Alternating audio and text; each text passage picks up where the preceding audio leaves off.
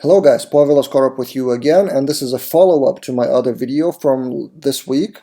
This was called "Want to Start a Dev Business? Ask Yourself One Question," and I was talking about the stress. So do you want, as a developer, if you want to go into a business or into your own product, do you want to handle that stress related to money, revenue, income, and all of that?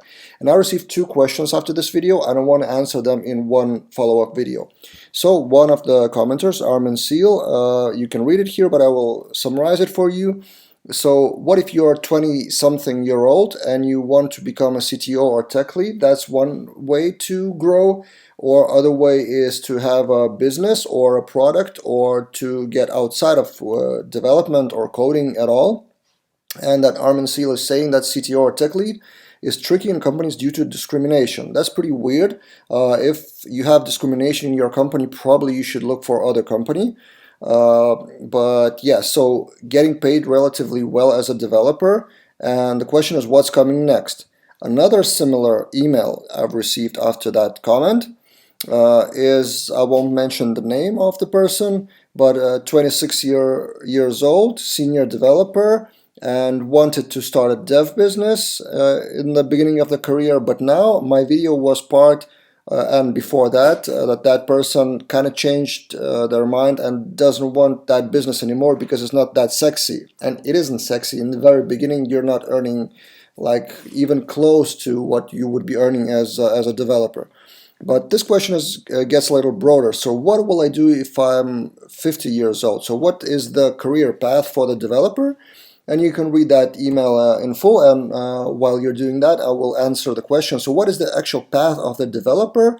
What's next? So these both people are asking about the same question. So if not business, then what? And my answer is that it's totally fine to be a developer for your whole life. Just change your positions, change your companies, earn more money as you get more senior. And the fun part is these days you constantly get to learn new technologies.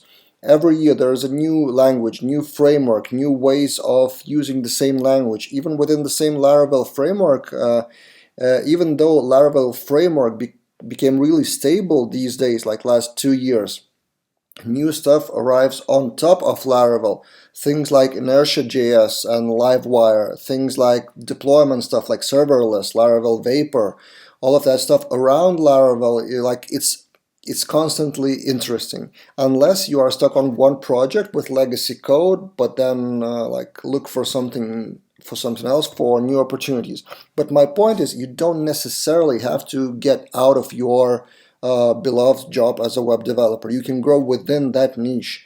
You don't have to be CTO or team lead or project manager or whatever your company wants to promote. And in fact, becoming leader or manager is tough psychologically because it's a totally different mindset. And companies make that mistake quite often, promoting developer to be a leader or a manager without any skills to do that. Because if the person isn't trained to be a manager, to be a good communicator, team leader, inspiration, visionary, and all of that, if they are just a developer, like they would still love to code, and that would be quite a bad choice for being a manager. So you don't have to go there. Also, you don't have to create your own business. If you want to, you can try to release your own product and earn like beer money, like some side income. That's totally fine. But if you want to go all in into the business, so that gets much more difficult, much more stressful, and not sure if that's the path for majority. And majority of developers actually want to create, to write code, to solve problems, technical solutions, and business is totally different game. So my overall answer to both of those people who commented and emailed, like, don't think about the other career aside from web development. It's totally fine to be a developer, to learn new skills of development, earn salary, and then when you're 50 years old, by that time you should save enough income or reinvest it in things like, I don't know, if you earn enough money, you can reinvest in stock and real estate, whatever.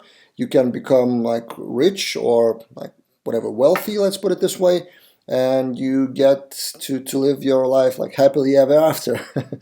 So like it's pretty typical, by the way, by the age of like 40 for average developer, at least in Western world or US, to earn enough so they would live pretty comfortable life for the rest of their lives. So what you do with that income, that's another topic for another video, and I'm not any expert of investment or like money savings and all of that, so Google the videos on that part.